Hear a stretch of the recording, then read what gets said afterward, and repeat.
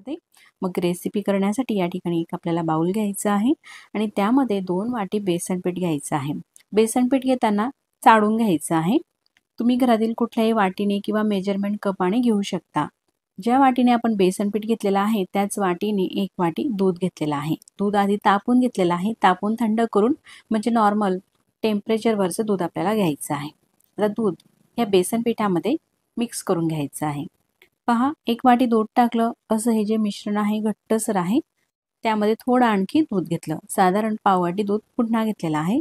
बेसन पीठ घेताना आपल्याला अगदी बारीक दळलेलंच घ्यायचं आहे। जे आपल्या घरामध्ये रेग्युलर बेसन पीठ असते त्याच बेसन पिठाचा वापर मी या ठिकाणी केलेला आहे।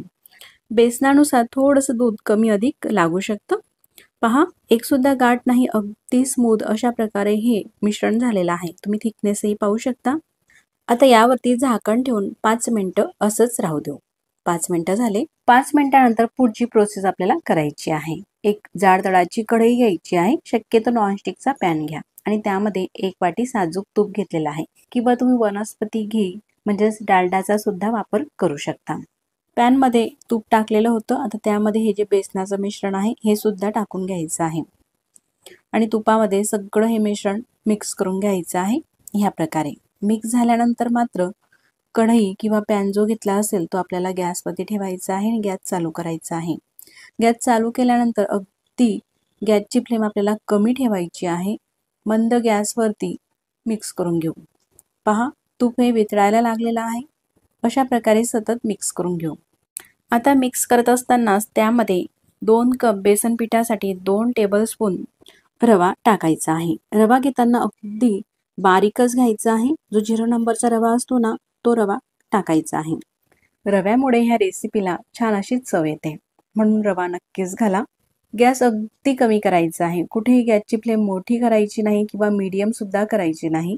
अगदी मंद गॅसवरती अशा प्रकारे आपल्याला हे परतत घ्यायचं आहे। तर आता मैत्रिणींनो, तुम्ही म्हणाले किती वेळ परतत घ्यायचं आहे, तर हे जे मिश्रण आहे सुरुवातीला पहा किती पातळसर झालेलं होतं आणि आपण जसे हे परतत घेतो ना असं हे ड्राय होतं आणि हे बेसन पीठ छान असं भाजून झालं की घरामध्ये सुद्धा छान असा सुगंध हा दरवळतो। मोकळं सळसळीत असं हे मिश्रण झालेलं आहे। पहा अगदी दाणा वेगवेगळा झालेला आहे आणि रंगही असा बदललेला आहे। अशा प्रकारे भाजून झाल्यानंतर गॅस आपल्याला बंद करायचा आहे। गॅस बंद केल्यानंतर सुद्धा कढई गरम असल्यामुळे थोड्या वेळासाठी परतून घ्यायचं। आता आपल्याला साखर घ्यायची आहे। ज्या वाटीने आपण बेसन पीठ घेतलेलं होतं ना त्याच वाटीने साखर सुद्धा घ्यायची आहे। 2 वाटी बेसन पिठासाठी 1 वाटी साखर घेऊ शकता खूप गोड खात असाल तर, पण मीडियम चवीचे हवे असतील तर मी 1 वाटीला थोडी कमी साखर घेतलेली आहे, म्हणजेच पाऊण वाटी साखर। आता आपल्याला या साखरचा पाक वगैरे करायचा नाही, तर मिक्सरच्या भांड्यामध्ये टाकायची आहे आणि चवीसाठी मी या ठिकाणी हिरवी वेलची वापरते। 2 ते 3 हिरवी वेलची आणि अगदी लहानसा जायफळाचा तुकडा। जायफळाची आणि वेलचीची चव या रेसिपीमध्ये खूपच छान येते। असं हे दळून घेतलेलं आहे। पहा अगदी बारीकच साखर ही दळायची आहे। त्यानंतर ताट घेते आणि ताटाला थोडंसं तूप लावून घ्यायचं आहे। तुम्ही जर का नवीन शिकाऊ असाल तर ही प्रोसेस आधीच करून ठेवा। ताटामध्ये थोडे ड्रायफ्रूट टाकते, तर या ठिकाणी मी पिस्त्याचे काप घेतलेले आहे। तुमच्या आवडीप्रमाणे तुम्ही कुठलेही ड्रायफ्रूट घेऊ शकता किंवा स्किप सुद्धा करू शकतात, म्हणजे नाही वापरले तरी सुद्धा चालेल। आता हे जे मिश्रण आहे गरम आहे, पण खूप असं कडकडीत सुद्धा नाही, हाताला चटका सोचवेल इतपतच हे गरम आहे। तर असं इतपतच गरम असेल तेव्हाच आपल्याला ही दळलेली साखर टाकायची आहे। खूप गरम असताना मिश्रणामध्ये साखर टाकू नका, नाहीतर साखरेला पाणी सुटेल। तुम्हाला साखर वापरायची नसेल तर तुम्ही गुळाची पावडर सुद्धा आपल्या चवीनुसार वापरू शकता किंवा साखर आपण ज्या प्रमाणामध्ये घातली तेवढ्याच प्रमाणामध्ये तुम्ही गुळाची पावडर घाला। आता हे मिश्रण मिक्स करून घेऊ।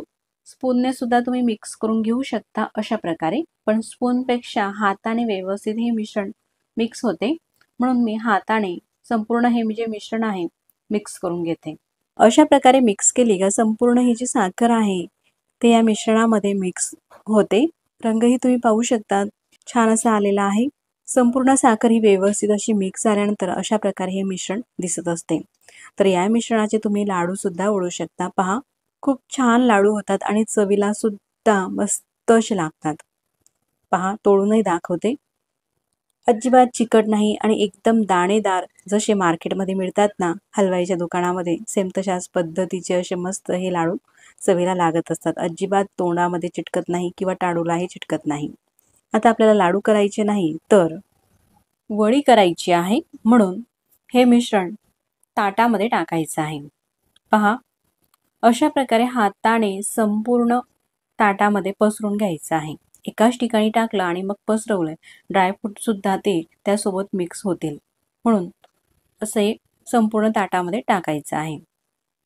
आणि त्यानंतर चमचानेही करू शकता तुम्ही किंवा हातानेही असे हे व्यवस्थित दाबून घ्यायचं किंवा एखादी वाटी, प्याला, ग्लास सुद्धा घेऊ शकता.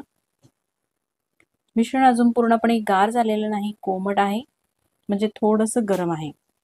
अशा प्रकारे संपूर्ण हे पसरून घेतलेलं आहे व्यवस्थित छान असं दाबून. त्यानंतर हाताने सुद्धा व्यवस्थित करून घेते. तर ताटामध्ये मिश्रण हे पसरून घेतलेलं आहे. त्यानंतर किमान 10 मिनिटासाठी असंच ताट आपल्याला राहू द्यायचं आहे बाजूला. 10 मिनिटानंतर ही बर्फी आपल्याला कट करायची आहे. ज्या साईजचे तुम्हाला पीसेस हवे, थोडेसे लहान मोठे, आयताकृती, चौकोनी किंवा शंखाकृती म्हणजे शंकरपाळीच्या आकारासारखी, त्याप्रमाणे तुम्ही करू शकता. तर या ठिकाणी मी चौकोनी आकारामध्ये ही मिठाई कट करून घेते. आता मिठाई कट करून घेते तोपर्यंत हा व्हिडिओ तुम्हाला कसा वाटला मला कमेंट्स करून नक्कीच कळवा. आणि व्हिडिओ तुम्हाला कुठेतरी थोडासुद्धा आवडलाच तर व्हिडिओला लाईक करा. चॅनलवर तुम्ही नवीन असाल तर चॅनलला सबस्क्राईब करा. आधी सबस्क्राईब केले असतील तर मनापासून धन्यवाद. सबस्क्राईब केल्यानंतर बाजूलाच घंटीचे बटन सुद्धा आहे, ते दाबून ऑलवरती क्लिक करा. असं केल्यामुळे मी जेव्हाही नवीन व्हिडिओ अपलोड करेल ना, त्या व्हिडिओचं नोटिफिकेशन सगळ्यात आधी तुम्हाला येईल आणि तुम्हाला तो नवीन व्हिडिओ सर्वात आधी पाहता येईल. पहा, अशा प्रकारे ही जी मिठाई आहे कट करून झालेली आहे. त्यानंतर आजूबाजूचा भाग सुद्धा आपल्याला कट करायचा आहे. अशा प्रकारे सुरी ही फिरून घेते. तर आता ही काढायची कशी, तर एक ताट घ्यायचं आहे पुन्हा आणि त्या प्लेटमध्ये हे ताट अशा प्रकारे पालथं करायचं आहे आणि वरतून अगदी हलक्या हाताने ठोकायचं आहे. पहा, अशा प्रकारे असं हे थोडंसं ठोकलं का लगेचच पूर्ण आपली ही जी मिठाई आहे खालच्या ताटामध्ये निघते. यानुसार पहा किती मस्त दिसत आहे, रंगही किती छान आलेला आहे आणि दिसायला तर खूपच छान दिसत आहे. तेवढीच चवीला सुद्धा मस्त अशी ही बर्फी लागत असते. पहा, झाली ना खूपच छान. तर सणासुदीच्या दिवसांमध्ये अगदी झटपट तुम्ही ही मिठाई करू शकता. किंवा पाहुणे मंडळी आपल्या घरी येत असतील, ताटामध्ये काही एखादी गोड पदार्थ तुम्हाला करायचा असेल, त्यामध्ये ही बर्फी नक्कीच करा. खूपच छान चवीला लागते आणि बनवायला तर सोपी आहे आणि मोजक्या साहित्यात सुद्धा आहे. पहा, साईजही पाहू शकतात. फक्त 2 वाटी बेसन पिठामध्ये अशी भरपूर आपली ही बर्फी होत असते. मी तुम्हाला तोडूनही दाखवते, अजिबात चिकट होत नाही आणि 15 दिवस ही बर्फी टिकते. फुटाण्याची डाळ घेतलेली आहे, यालाच काही भागामध्ये डाळव सुद्धा म्हटलं जाते. तर जी आपल्या घरामध्ये रेग्युलर भाजीची वाटी असते त्या वाटीने या ठिकाणी मी 2 वाटी ही डाळ घेतलेली आहे फुटाण्याची. घेतलेली डाळ आपल्याला कढईमध्ये घालायची आहे. त्यानंतर गॅस चालू करायचा आहे. गॅसची फ्लेम कमी ते मीडियम ठेवायची आहे आणि परतून ही डाळ भाजून घ्यायची आहे. तर डाळ भाजत असताना ही डाळ आपल्याला जास्तही भाजायची नाही, तर हलकी अशी भाजायची आहे. साधारण 1 ते 2 मिनिटापर्यंत कमी ते मीडियम गॅसवरती ही डाळ भाजून घेतलेली आहे. जास्त सुद्धा या डाळीचा रंग आपल्याला बदलू द्यायचा नाही. भाजून झालेली डाळ ताटामध्ये काढून ही आपल्याला थंड होण्यासाठी ठेवायची आहे. डाळ ही पूर्णपणे गार होत आहे तोपर्यंत मिक्सरच्या भांड्यामध्ये ज्या वाटीने आपण 2 वाटी डाळ घेतलेली आहे ना, त्याच वाटीने 1 वाटी साखर मिक्सरच्या भांड्यामध्ये टाकून ही साखर आपल्याला दळून घ्यायची आहे. तुमच्याकडे जर का रेडीमेड दळलेली साखर असेल त्या साखरेचा सुद्धा तुम्ही वापर करू शकतात. साखर दळताना अशी फाईन बारीकच आपल्याला ही दळायची आहे. त्यानंतर एक बाउल घ्यायचा आहे आणि एखादी अशा पद्धतीची चाळण घ्यायची आहे आणि ही साखर दळलेली चाळून घ्यायची आहे, म्हणजे अख्खे साखरेचे कण राहायला नको. साखर ही चाळून झालेली आहे. त्यानंतर डाळ जी आहे ती सुद्धा गार झालेली आहे आणि पूर्णपणे थंड झाल्यानंतरच ही डाळ मिक्सरच्या भांड्यामध्ये टाकायची आहे आणि डाळ सुद्धा मिक्सरला लावून ही दळून घ्यायची आहे. एकदम फाईन असं बारीक पीठ करायचं आहे. अजिबात जाडसर ही डाळ आपल्याला दळायची नाही. तर आता हे डाळीचं केलेलं पीठ सुद्धा चाळून घ्यायचं आहे. ज्या बाउलमध्ये आपण साखर चाळून घेतलेली आहे त्या चाळणीमध्ये ही दळून घेतलेली डाळीचं जे पीठ आहे ते टाकायचं आहे आणि चाळून घ्यायचं आहे, जेणेकरून काही जाडसर कणे वगैरे डाळीचे राहिले असतील ते निघतात या प्रकारे। त्यानंतर दळलेली साखर आणि हे डाळीचं पीठ मिक्स करून घ्यायचं आहे। या ठिकाणी आपण 2 वाटी डाळ घेतली, 1 वाटी साखर घेतली आणि 1 वाटी तूप घ्यायचं आहे। त्यानंतर हे तूप आपल्याला गरम करून घ्यायचं आहे, म्हणून कढईमध्ये टाकायचं आहे किंवा तडका पॅन मध्ये सुद्धा तुम्ही टाकून गरम करून घेऊ शकतात। अशा प्रकारे तूप खूप असं कडकडीत सुद्धा आपल्याला तापवायचं नाही, तर असं हे गरम झालेलं आहे। तर तुम्ही पाहू शकतात या ठिकाणी तुपाचा धूर वगैरे निघालेला नाही, तर तूप असं गरम झालेलं आहे, जास्तही खूप तापवायचं नाही। त्यानंतर हे जे तूप आहे पिठावरती टाकायचं आहे, एकदम सुद्धा टाकायचं नाही, तर असं थोडं थोडं करत टाकायचं आहे। तूप हे गरम आहे, हाताने मिक्स केलं तर चटका लागू शकतो, म्हणून उलटण्याने किंवा चमचचा वापर करून मिक्स करून घ्यायचं आहे। मिश्रण हे कोरडं वाटत आहे अजून, म्हणून पुन्हा थोडं तूप टाकते, पुन्हा मिक्स करून घेते। तर हे जे लाडू आहे बनवायला अतिशय सोपे आहे आणि फक्त 5 ते 7 मिनिटांमध्येच आपण हे लाडू बनवून घेऊ शकतो। चवीला सुद्धा अप्रतिम लागतात आणि बनवायला सुद्धा सोपे आहे, शिवाय भरपूर दिवस टिकतात। यामध्ये आपण दूध, पाणी वगैरे कशाचाही वापर केलेला नाही, पूर्णपणे हे मिक्स करून घेतलेलं आहे। तुम्ही पाहू शकतात अशा पद्धतीने हे ओलसर झालेलं आहे। जर का यदा कदाचित तुमचं हे जे मिश्रण पातळसर वाटलं तुम्हाला, तूप जर का जास्त घातलं गेलं, तर पीठ पुन्हा थोडं बारीक करायचं डाळव्याचं आणि त्यामध्ये मिक्स करून तुम्ही हे लाडू वळून घेऊ शकतात, किंवा ड्राय वाटत असेल तर त्यामध्ये आणखी तूप टाकून घेऊ शकतात। अशा पद्धतीचं अगदी परफेक्ट हे मिश्रण झाल्यानंतर लाडू हे वळून घ्यायचे आहे। ज्या साईज मध्ये आपल्याला हवे, थोडे लहान किंवा थोडे मोठे, मीडियम, त्या साईज मध्ये हे लाडू आपण वळून घेऊ शकतो। तुम्ही पाहू शकता या ठिकाणी एकही क्रॅक वगैरे जात नाही ह्या लाडूला, अगदी बराबर हे लाडू वळून होत असतात। पहिला लाडू हा तयार झालेला आहे, असा प्लेन सुद्धा तुम्ही वळून घेऊ शकतात, किंवा मी आणखी तुम्हाला काही लाडू हे वळून दाखवते। अशा पद्धतीने मिश्रण घ्यायचं आणि हातामध्ये गोलाकार द्यायचा, अगदी झटपट। आणि लाडू हे आकर्षक दिसण्यासाठी यावरती काही ड्रायफ्रूट सुद्धा तुम्ही लावून घेऊ शकतात, किंवा आधी दाखवल्याप्रमाणे प्लेन सुद्धा करू शकतात। अगदी बराबर हे लाडू वळले जात आहे। तर या ठिकाणी लाडू हे आकर्षक दिसण्यासाठी पिस्त्याचा काप लावून घेते। किती मस्त असे हे लुसलुशीत पेढ्यासारखे हे लाडू दिसत आहे आणि अगदी बराबर हे लाडू वळले जातात। या ठिकाणी आपला दुसराही लाडू वळून झालेला आहे। तर अशाच पद्धतीने बाकीचे राहिलेले लाडू सुद्धा वळून दाखवते। त्यानंतर हे लाडू बनवण्यासाठी आपल्याला किती तुपाचा वापर करायचा आहे किंवा किती तूप हे लागलेलं आहे तेही मी तुम्हाला दाखवते। तर 2 वाटी डाळ मध्ये साधारण हे 8 लाडू झालेले आहे, असे मोठ्या साईजचे। तुम्ही पाहू शकतात अगदी जिभेवर ठेवताच विरघळणारे एकदम लुसलुशीत खवा, मिल्क पावडर किंवा पाक न करता किंवा पीठ सुद्धा न भाजता अगदी झटपट हे लाडू आपल्याला बनवता येतात आणि चवीला सुद्धा अप्रतिम लागतात। शिवाय जास्त दिवस सुद्धा हे लाडू टिकतात, अजिबात खराब होत नाही। तुम्ही महिनाभरासाठी जरी ठेवले तरी हे लाडू अजिबात खराब होत नाही, कारण यामध्ये आपण दूध किंवा पाण्याचा वापर केलेला नाही। लाडू मी तुम्हाला तोडून दाखवते, अगदी पेढ्यासारखा असल्यामुळे तशाच पद्धतीचा हा लाडू दिसत आहे। तर पद्धतीचे लाडू नक्कीच करून पहा, घरातील सगळ्यांनाच आवडतील आणि साधी सोपी ही। 1 कप अगदी बारीक दळलेलं बेसन पीठ, 1 कप साखर, 1 कप साजूक तूप वितळून भरायचं आहे। त्यासोबतच पाव कप तेल घ्यायचं आहे। तेलामुळे मैसूर पाकला जाळी छान पडते, म्हणून पाव कप तेलाचा वापर करायचा आहे। आता घेतलेलं 1 कप तूप एखादी पातेल्यामध्ये टाकायचं आहे। तूप घातलं, सोबतच घेतलेलं पाव कप तेल सुद्धा घालायचं आहे। तेल आपल्याला शेंगदाणा तेलाचा वापर करायचा नाही, तर सोयाबीन तेल मी या ठिकाणी वापरलेलं आहे। आता हे तेल आणि तूप आपल्याला कडकडीत असं गरम करून घ्यायचं आहे। अगदी मंद गॅसवरती गरम करायला ठेवलेलं आहे। तोपर्यंत दुसऱ्या गॅसवरती कढई ठेवायची आहे। कढई घेताना जाड तडाची घ्यायची आहे। त्यामध्ये अर्धा कप पाणी घातलं, त्यासोबतच 1 कप घेतलेली साखर घालायची आहे आणि या साखरेचा पाक करायचा आहे।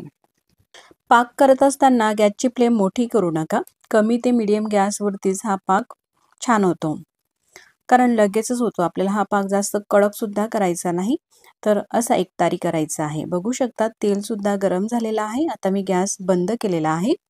पाक होत आहे तोपर्यंत एखादी चौकोनी डबा घ्यायचा आहे किंवा टीन वगैरे आणि त्याला तूप लावून घ्यायचं आहे. तूप लावून झालं. आता पाक बघू शकता. अशा प्रकारे हा घट्टसर पाक झालेला आहे. तर एकतारी पाक झालेला आहे का हे चेक करू. असा हा तार ओढला जात आहे. बघू शकता तुम्ही. हा झालेला आहे अगदी परफेक्ट आपला एकतारी पाक. आता या पाकामध्ये घेतलेलं बेसन पीठ टाकायचं आहे. तुम्ही हे सगळं साहित्य घरातील कुठल्याही वाटीने सुद्धा घेऊ शकतात जर का तुमच्याकडे मेजरमेंट कप नसतील तर. पण ज्या कपाने तुम्ही बेसन पीठ घेतलं असेल किंवा ज्या वाटीने त्याच वाटीने सगळं साहित्य घ्यायचं आहे. पाकामध्ये बेसन पीठ असं थोडं थोडं करत टाकायचं आहे आणि मिक्स करायचं आहे. बेसनाला स्वतःचाच पिवळा रंग असतो, त्यामुळेच यामध्ये मी रंग वगैरे घालत नाही. तुम्हाला जर का आवडत असेल तर खाण्याचा फ्रूट रंग असतो ना, अगदी चिमूटभर यामध्ये वापरू शकता. जे बुंदीचे वगैरे रंग येतात मार्केटमध्ये त्या रंगाचा तुम्ही वापर करू शकता. थोडं थोडं हे बेसन पीठ टाकून आपण एकदम स्मूथ असं हे करून घेतलेलं आहे.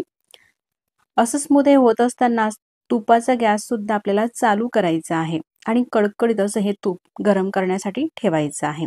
बघू शकतात यामध्ये एक सुद्धा गाठ नाही. अशा प्रकारे हे बेसन पीठ झालं का त्यामध्ये जे आपण तूप आणि तेल गरम करून घेतलेलं आहे ते टाकायचं आहे. हे तूप घातलं, पण अजून हे पाहिजे तसं छान असं गरम झालेलं नाही. गॅसची फ्लेम मी आता थोडी मोठी केलेली आहे आणि तेल असं तूप हे कडकडीत असं गरम करून घेते. बघू शकता दुसरी पडी तुपाची घातलेली आहे आणि छान असे हे बुडबुडे आलेले आहे. म्हणजे असं अगदी परफेक्ट तापलेलं तेल हे झालेलं आहे. असं हे तापलेलं तूप आपल्याला यामध्ये टाकायचं आहे आणि मिक्स करायचं आहे. एकदम जास्त तेल किंवा तूप टाकायचं नाही. असं पडीपडीनेच टाकायचं आहे आणि मिक्स करायचं आहे. बघू शकता आपण असं मिक्स केलं ना छान जाळी पडते. सगळं तूप हे ॲब्झॉर्ब होतं. असं काही सेकंद एकाच डायरेक्शनने हे मिक्स करायचं आहे आणि थोडं थोडं अशाच प्रकारे तूप हे आपल्याला टाकत घ्यायचं आहे. साईडला कळाला जर का चिटकलं असेल ते सुद्धा यामध्ये मिक्स करत घ्यायचं आहे. यानुसार आपण जेव्हा हा मैसूर पाक बनवत असतो ना रेसिपी, त्यावेळेस असं वाटतं ना का खरंच जाडी होईल की नाही होईल किंवा मैसूर पाक याचा तयार होईल की नाही होईल. साहजिकच आहे कारण मिश्रण हे तशाच प्रकारे दिसत असतं. पण आपण जसं यामध्ये तूप टाकत घेतो बघू शकतात हे जे मिश्रण आलं आहे अशी छान जाडी आलेली आहे. तुम्ही पिठातच पाहू शकता जसं आपण तूप टाकत घेतो त्यामध्येच आपल्याला ही जाडी दिसत आहे. मिक्स करत घ्यायचं आहे. आता अजिबात पॅनला हे मिश्रण चिटकत नाही आणि तूप सुद्धा सोडायला लागलेलं आहे. आता हे तूप घेत नाही आतमध्ये आणि असं हे घट्टसर झालेलं आहे. त्यानंतर तूप लावून घेतलेल्या डब्यामध्ये हे लगेचच मिश्रण आपल्याला टाकायचं आहे. ही कृती अगदी फास्ट करायची आहे आणि हे मिक्स करत असताना गॅस आपल्याला कुठेही मोठा करायचा नाही. अगदी मंद गॅसवरती सगळं हे मिक्स करून घेतल्यानंतर टीनमध्ये टाकलं आणि लगेचच असं हे व्यवस्थित करून घ्यायचं आहे. जास्त दाबायचं नाही तर हलक्या हाताने व्यवस्थित करायचं आहे. थोडंसं गार होऊ द्यायचं आहे. पूर्णपणे गार झालेलं नाही, हलकंसं गरम आहे आणि थोडंसं गरम असतानाच कट करायचं आहे मैसूर पाक. आपल्याला ज्या साईजचे पीस हवेत, थोडे लहान किंवा मोठे, चौकोनी, आयताकृती, आपल्या आवडीप्रमाणे याचे पीस आपल्याला कट करायचे आहे.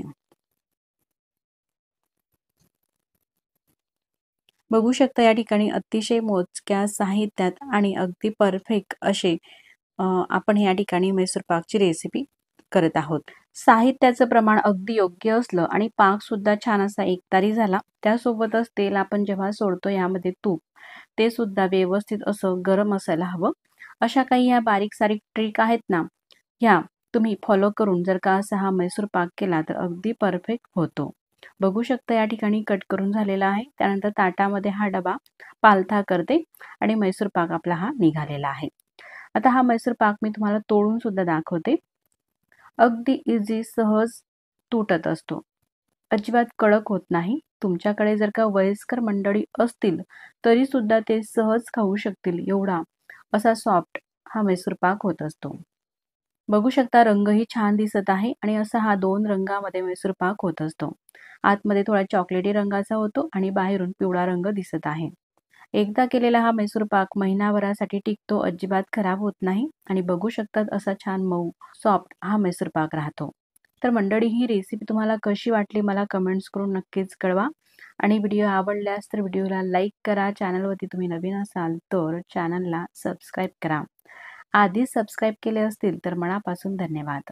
मग पुन्हा भेटू नवीन छानशा अशाच रेसिपी सोबत. तोपर्यंत नमस्कार. एक वाटी डाळ घेतली. तुम्ही कोणत्याही घरातील वाटीने किंवा कपाने हे प्रमाण घेऊ शकतात. घेतलेली डाळ आपल्याला एखादी पसरट भांड्यामध्ये टाकायची आहे आणि 2 ते 3 पाण्याने अशा पद्धतीने अलगद हाताने चोळून धुवून घ्यायची आहे. डाळ धुवून झाल्यानंतर त्यामध्ये भरपूर पाणी घालायचं आहे, म्हणजे डाळ भिजेल इतपत, आणि 6 ते 7 तासासाठी ही डाळ भिजून घ्यायची आहे. डाळ भिजून घेतलेली आहे. अशी एखादी डाळ मी तुम्हाला तोडून दाखवते. लगेचच ही नखाने डाळ तुटत आहे, मस्त अशी भिजलेली आहे. चाळण घ्यायची आहे कोणतीही, आणि त्या चाळणीमध्ये ही भिजलेली डाळ काढून घ्यायची आहे. डाळीच्या आतील असलेलं संपूर्ण पाणी निथळून घ्यायचं आहे. त्यानंतरच मग मिक्सरच्या भांड्यामध्ये ही डाळ अशी थोडी थोडीच टाकायची आहे. मिक्सरला लावून वाटून घ्यायची आहे. वाटत असताना जास्त पाणी न घालता अगदी पोहे खाण्याचा एखाद चमचा जर का डाळ वाटली जात नसेल तर घालू शकतात. अशाच पद्धतीने संपूर्ण डाळ ही वाटून घेतलेली आहे. त्यानंतर तेल गरम केलेलं आहे. तेल तापलेलं आहे हे चेक करण्यासाठी अगदी थोडंसं मिश्रण टाकून पाहायचं. तेल अगदी परफेक्ट तापलेलं आहे. त्यानंतर अशा पद्धतीच्या हातावरती हे चपटे चपटे असे वडे करून घ्यायचे आहे या मिश्रणाचे आणि तळून घ्यायचे आहे. तेल अतिशय खूप असंही तापू द्यायचं नाही, नाहीतर तेलामध्ये टाकतात लगेच हे वडे लाल होतील आणि आतमध्ये कच्चे राहतील. जसे आपण भजी वगैरे तळण्यासाठी तेल वापरतो तापलेलं, तशाच पद्धतीचं तेल असायला हवं गरम. आणि मीडियम गॅसवरती ही जी भजी आहे ती तळून घ्यायची आहे. काही सेकंद नंतर मी पलटून घेतलेली आहे. उलटून पालटून दोघं साईडने मस्त अशी तळून झालेली आहे. जास्त प्रमाणामध्ये ही लाल सुद्धा आपल्याला करायची नाही. तर हे जे लाडू आहे बनवायला अतिशय सोपे आहे आणि झटपटही होतात. त्यासोबतच चवीलाही छान असे लागतात. ही भजी तळून झाल्यानंतर झाऱ्यामध्ये काढून घ्यायची आहे. तेल पूर्ण निथळून घ्यायचं आहे. ताटामध्ये काढते. अशाच प्रकारे संपूर्ण भजी ही मिश्रणाची तळून घेतलेली आहे. आता हे खूप अशी गरम आहे. त्यानंतर हाताने अशा पद्धतीने तोडून घ्यायची आहे, म्हणजे तुकडे छोटे छोटे केले का पटकन ते गार होतात. आता गार झालेले हे भजींचे तुकडे मिक्सरच्या भांड्यामध्ये टाकते आणि मिक्सरला फिरून घ्यायचं आहे. 2 बॅचमध्ये हे मिक्सरला फिरून घेतलेलं आहे. तुम्ही पाहू शकता एकदम बारीक असं रवाळ हे मिश्रण झालेलं आहे. जर का तुमच्या मिक्सरच्या भांड्यामध्ये जाडसर कणी राहत असतील तर ती तांदूळ चाळण्याची चाळण असते, त्याच्याने हे मिश्रण तुम्ही चाळून घेऊ शकतात, म्हणजे एकसारखं मिश्रण होईल. त्यानंतर आपल्याला ह्या लाडूसाठी पाक करायचा आहे, म्हणून गॅसवरती कढई ठेवली आणि ज्या वाटीने आपण डाळ घेतलेली होती त्याच वाटीने 1 वाटी साखर घ्यायची आहे. साखरेच्या निम्मे पाणी टाकायचं आहे, म्हणजेच अर्धी वाटी, आणि पाव चमचा यामध्ये आपल्या चवीनुसारही टाकू शकतात. जाडफळ आणि वेलची पूड टाकायची आहे. मिक्स करून घ्यायचं आहे. गॅसची फ्लेम मीडियम आहे. साखर विरघळल्यानंतर अशी उकळी फुटते. 1 वाटी साखरेचा पाक व्हायला साधारण 3 ते 4 मिनिटं लागत असतात. उकळी फुटल्यानंतर पाक हा झालेला आहे कसं चेक करायचं, तर असं थोडासा पाक घ्यायचा चमच्यामध्ये आणि हाताला चिटकून पाहायचं बोटांवरती. चिकटसरपणा आलेला आहे, पण तार ही ओढली जात नाही. अजून हा पाक कच्चा आहे. शिजू देऊ 1 मिनिटापर्यंत. आता मार्केटमधून जसे आपण लाडू आणतो मोतीचूरचे, तसाच रंग येण्यासाठी यामध्ये फ्रूट रंग घालायचा आहे. तर पिवळा रंग घातलेला आहे अगदी थोडासा. तुम्ही जेल रंग किंवा पावडर रंग कोणताही खाण्याचा फ्रूट रंग यामध्ये वापरू शकतात, किंवा नाही रंग वापरायचा असेल तर स्किप सुद्धा करू शकतात. आता 1 मिनिटापर्यंत मिक्स करून घेतलेला आहे. पुन्हा मी तुम्हाला चेक करून दाखवते आहे पाक झालेला आहे का. आता तुम्ही पाहू शकता तार अशी मस्त ओढली जात आहे. त्यानंतर गॅस बंद करून घेऊ आणि गॅस बंद केल्यानंतर या पाकामध्ये हे मिश्रण टाकायचं आहे आणि मिक्स करून घ्यायचं आहे. पाक पूर्णपणे परफेक्ट झाल्यानंतर गॅस आपल्याला बंदच ठेवायचा आहे, नाहीतर लाडू हे कडक होतील. आता गॅस बंदच आहे. अशा पद्धतीने पूर्ण हे मिक्स करून झाल्यानंतर फक्त पोहे खाण्याचे 2च चमचे आपल्याला यामध्ये साजूक तूप टाकायचं आहे. 2 चमचे किंवा 1 चमचा तूपही वापरू शकतात. जास्त तुपाची गरज भासत नाही हे लाडू बनवण्यासाठी. अगदी मोजक्या साहित्यामध्ये आणि झटपट चविष्ट हे लाडू होत असतात. पूर्णपणे तूप सुद्धा मिक्स करून घेतलेलं आहे. आता हे मिश्रणाचे आपण लाडू बनवूया. तर मंडळी, आता तुम्हाला ज्या साईजचे लाडू हवे असतील, थोडेसे लहान किंवा मोठे, त्यानुसार तुम्ही हे लाडू वळून घेऊ शकतात. अगदी भराभर हे लाडू वळत असतात, पण मिश्रण मात्र कोमट असतानाच हे लाडू आपल्याला वळून घ्यायचे आहे. लाडूंना वरतून जर का तुम्हाला ड्रायफ्रूट वगैरे लाडू वळत असतानाच त्यामध्ये लावून घेऊ शकतात. अशाच प्रकारे मी संपूर्ण हे लाडू वळून घेतलेले आहे, अगदी मीडियम साईजचे. आणि असे लगेच हे तुटत असतात, तोंडात ठेवताच विरघळणारे, अगदी मोजक्या साहित्यात हे लाडू होत असतात. किती सुंदर असे दिसत आहे. नैवेद्यासाठी किंवा पाहुणे मंडळी आले तेव्हा पटकन होणारी लाडूची रेसिपी तुम्हाला कशी वाटली मला कमेंट्स करून नक्कीच कळवा.